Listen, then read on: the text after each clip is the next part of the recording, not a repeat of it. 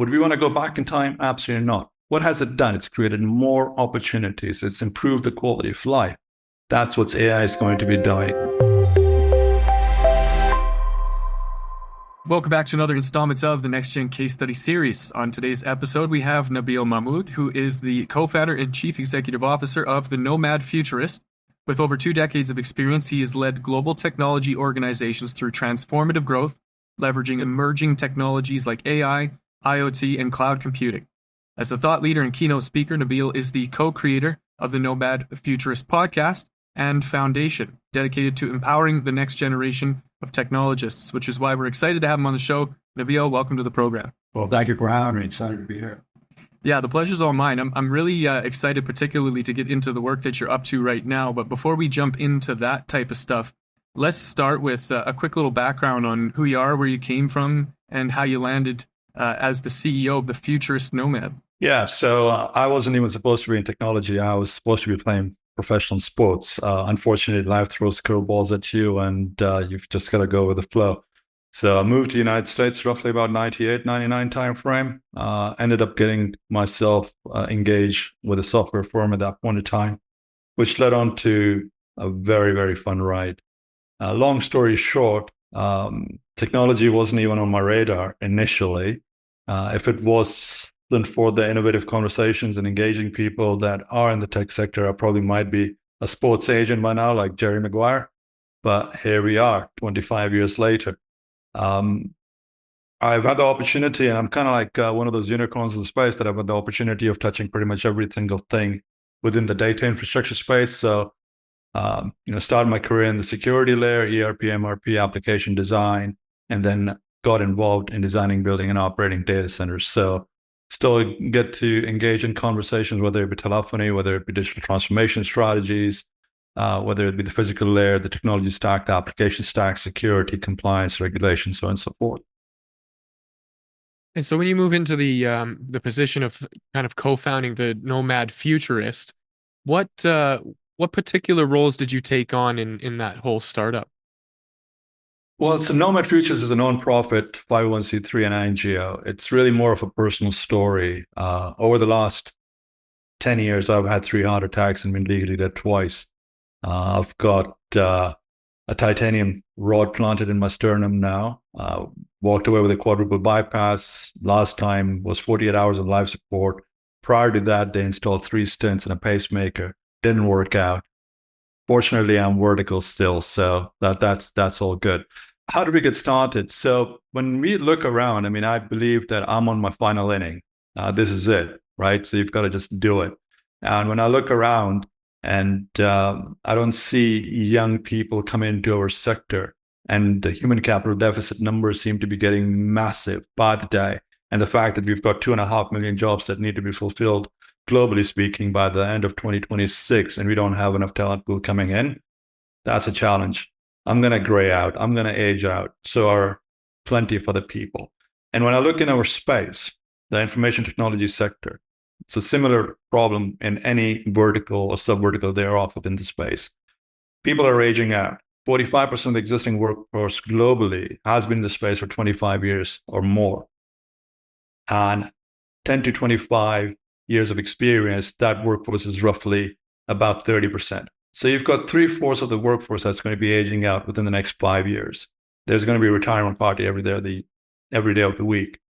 So the challenge is massive, whereby we are unable to backflush the talent that's leaving, that's aging out, yet we've got a significant demand. So if you look at it, what's happened in the last 4 years, your computing needs have totally changed. We've got roughly about 5.4 billion people connected in some way, form, and shape globally, at least with one device, if not more. By 2050, the entire world is going to be connected. I would say by 2035, the entire world is going to be connected, right? So let's say it's either 8 billion or 9 billion people. Everyone's going to be connected. That means what? There's going to be computing at your fingertips. That means there's going to be more applications, more security concerns, more data centers that need to be built. That means that we're creating more jobs. We don't have enough talent pool coming in to replenish, replace, and fill the gaps. So we started Nomad Futures as a foundation to create those opportunities for people, to demystify technology for the younger generation. It's also people in transitions, because there is a significant industry shrinkage around us in other industry sectors. So we need to be able to give opportunities so people bring them into our space and potentially fill the human capital deficit that we're getting ready for. This is a big topic right now, considering the I'm going to just air quote, the transfer of wealth, in terms of the jobs that exist right now for the younger generations don't provide nearly the stability that's necessary for the younger generation to survive, like it did for the older generation of people. And the older generation of people are profiting off of that gap that exists. And now we're facing unprecedented times in our state of the economy, the recession, the inflation of goods and services and housing and transportation and all the necessities of life, and then the buzzword pops up: AI is coming in, and technology and automations and all these tools are coming in to take over some of those less desirable or more repetitive tasks. And it seems like there's actually no need for the humans to be doing the work that's being done, because there's some form of technology that's taking over. However, I am going to just add a tiny little asterisk to that whole diatribe to say, wasn't that also the state of the Union when the the Industrial Revolution came in and took people out of the fields because the machines could do the work that they were doing? So how do you address this whole scenario in the work that you're doing? So, for starters, it's the narrative, right? I mean, we've done a very, very crappy job being in the technology sector as to what AI is and what's going to be doing. Like you clearly illustrated, the Industrial Revolution, now we have entered into the fourth Industrial Revolution, did not really eliminate jobs. It created more jobs. Those jobs got shifted from doing one task to another, right? Different skills, different trades, so on and so forth. I'm going to step back just for a bit. AI is nothing new. AI existed, which is basically artificial intelligence, existed from the first computer ever made. So, let's get that out of the system. It's nothing new. It didn't just pop up yesterday. AI, as a matter of fact, I'm going to say existed from the day we actually designed Abacus. So it's been there. It's always been there. Now, how it's being used and framed is totally idiotic. Okay? So for starters, there's nothing intelligent about artificial intelligence. It's supposed to do repetitive tasks. So what we call it is actionable intelligence. Okay. And on top of that, there is no substitute for human intelligence. So these pundits that are out there, they're saying that, oh my gosh, AI is actually going to take over the world. Robots are going to run the world. There's not going to be any jobs. It's total rubbish. That's not the case. So what it's going to do is create that level of creature comforts that we have actually become accustomed to. I'm going to pose this question to your audience. Would you guys want to go back and live in the caves? Bloody hell no. You still want your Tempur-Pedic or Sleep Number mattress because of the creature comforts. Now, if something better comes up, would you buy it? Absolutely yes. Would you want to be riding around horse and buggies? I don't think so. You still do like that, fast car. You like that comfortable vehicle that you can go from point A to point B. You like to travel across the world in an airplane. So would we want to go back in time? Absolutely not. What has it done? It's created more opportunities. It's improved the quality of life. That's what AI is going to be doing.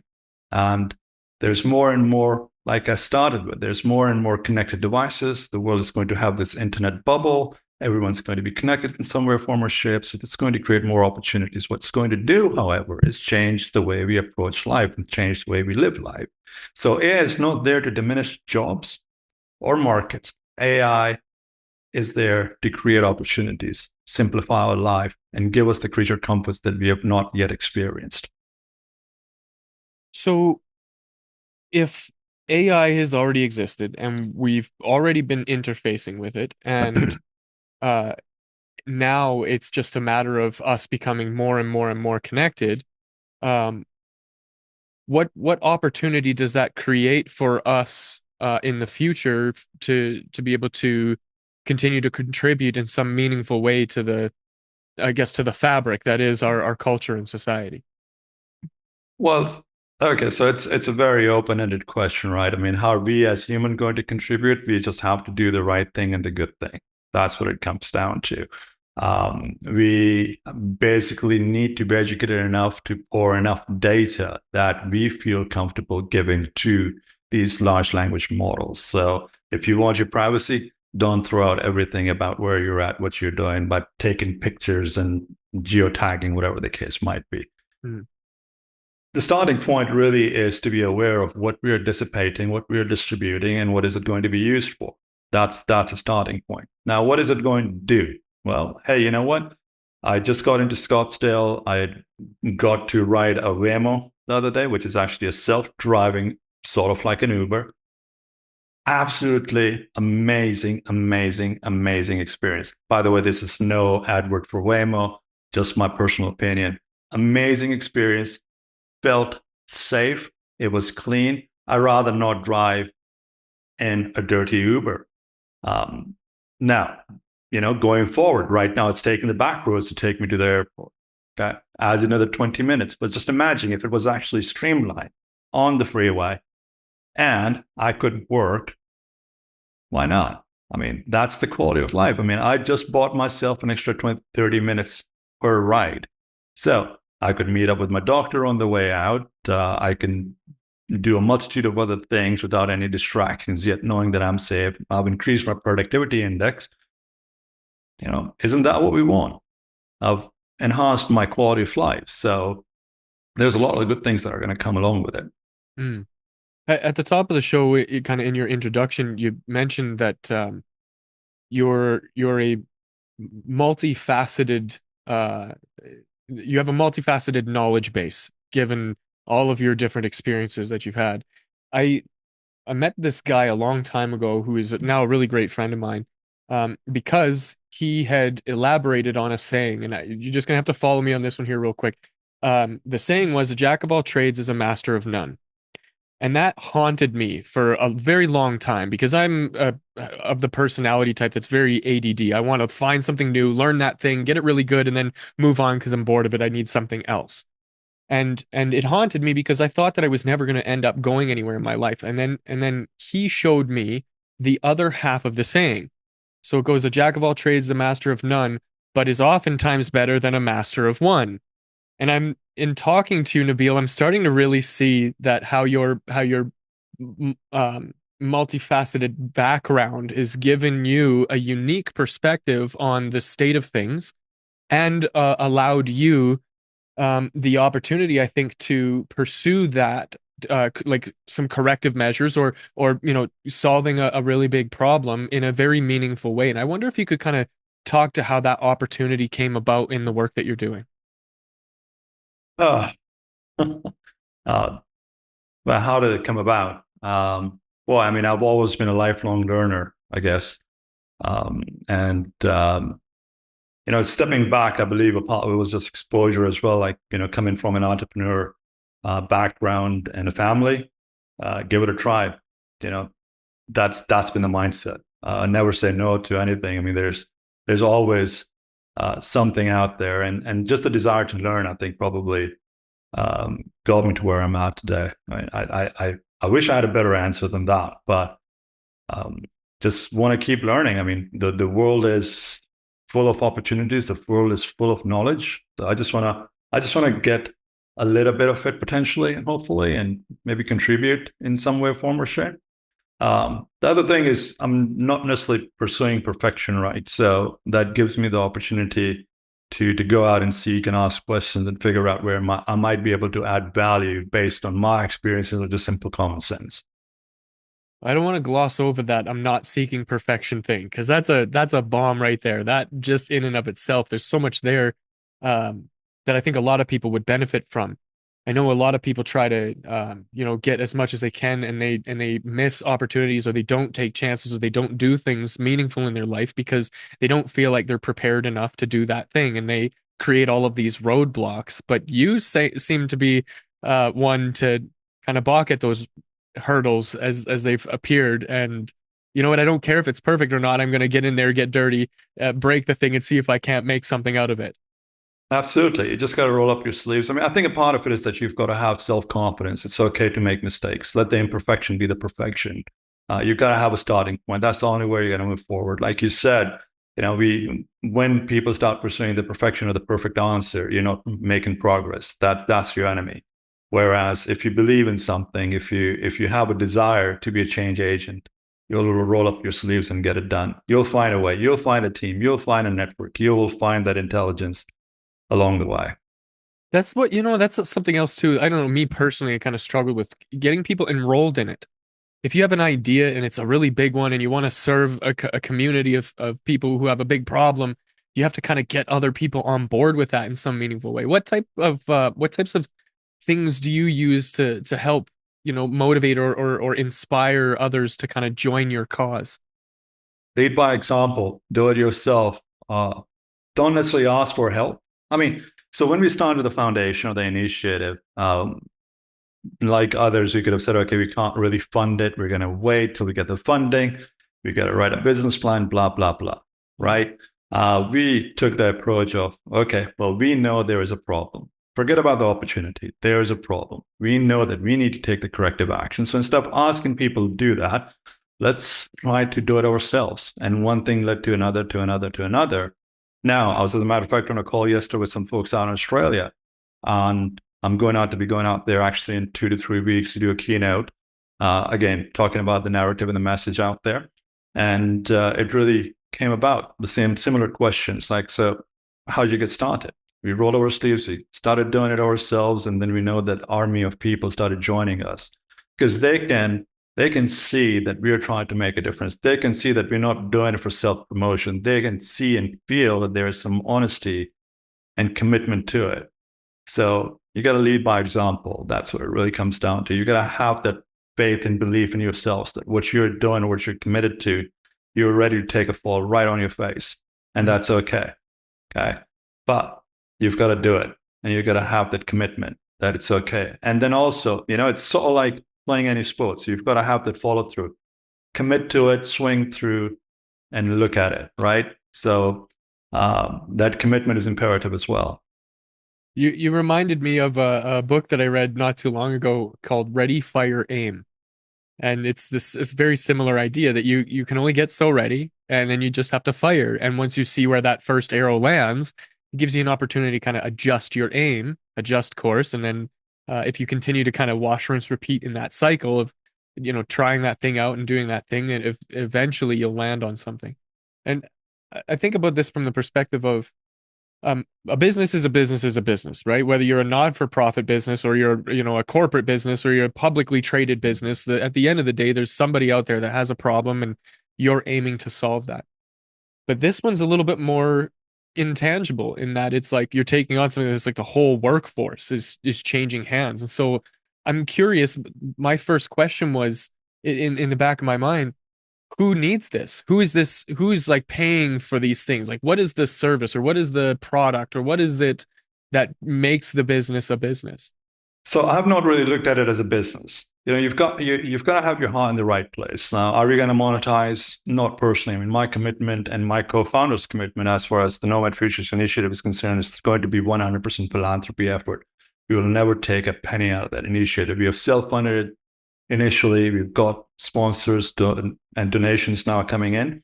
But at the end of the day, it has to be for the right reason, and that is to create opportunities for people. That is to address the human capital deficit we've got in this space. We might reap fruit of it at some point in time, personally and professionally, but I'm not doing it for money. Having said that, the way I look at life is where we were born, the families that we were born in, the education that we've got, the exposure and experiences that we've got made us the people that we are today. You and I would not be having this conversation if we did not get that exposure, that education, that experience, and that opportunity. Right. Traveling around the world, 99% of the people never have that opportunity. And all what I believe is that there's this one genius or one hardworking person somewhere in the world that needs that opportunity that could potentially be the big change agent. Why don't do it for that? Give them the opportunity, give them the exposure, give them the experience. And hopefully this world turns out to be a better place than we found it. So again, I guess, sorry, what would be the approach then to how you develop the business, how you find people to serve, and then how you find the solution to serve that person? So how do we find people? I mean, you look around the amount of poverty. I just came back from Zanzibar in South Africa. It's amazing to see, what your average household income is in Zanzibar. It's $2,000 a year for a family of four. Imagine living on it.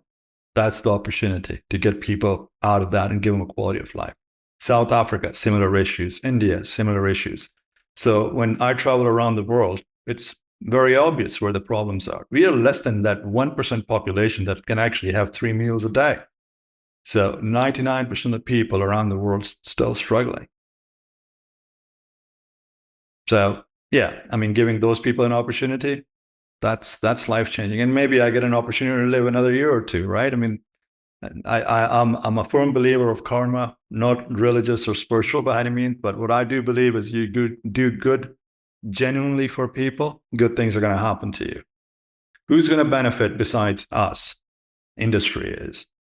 You bring smart, intelligent people that have muscle memory built on strong foundation and education.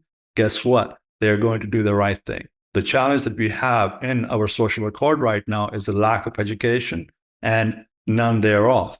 So you've got these pundits that end up being social media influencers, or they end up being in power. They have their own narrative for personal gains, which is resulting in all these social issues that we've got globally speaking.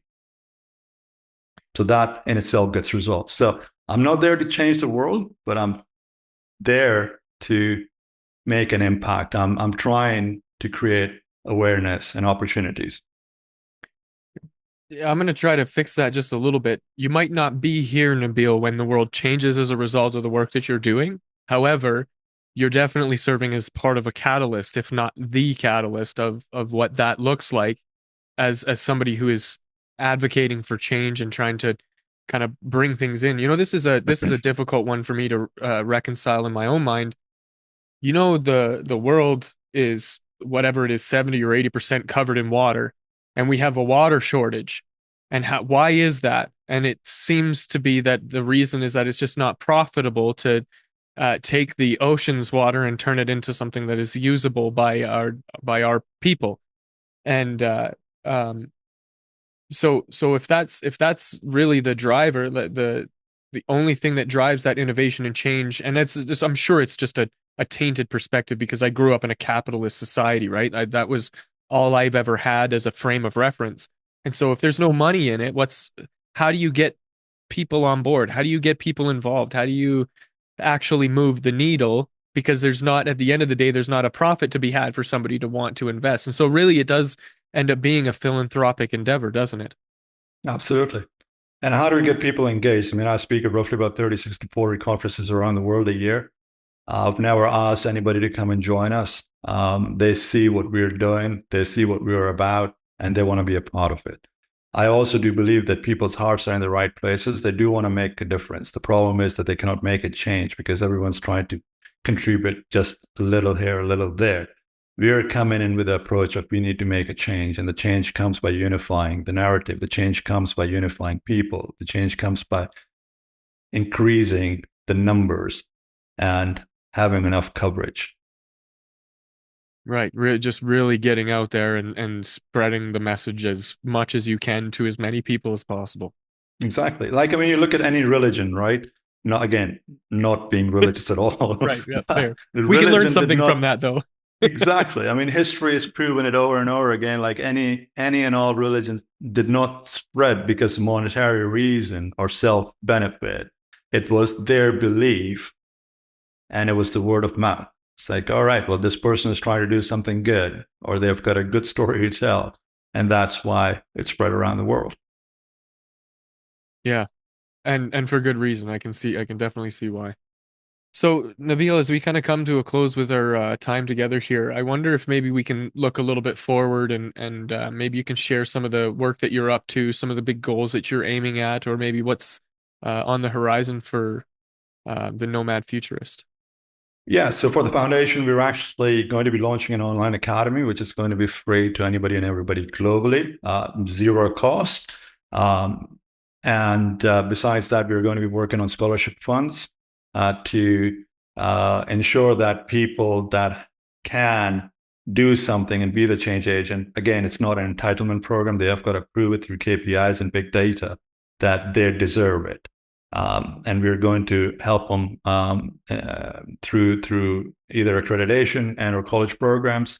On top of that, we are working on internships and apprenticeship programs. There's also job placement globally. And then my long-term plan is within the next 5 years, I want to set up an incubator, meaning not everyone's actually meant to do a job, right? So there might be some entrepreneur out there that could be the next Zuckerberg or Bill Gates or Steve Jobs, whatever, whoever, to give them an opportunity to leapfrog.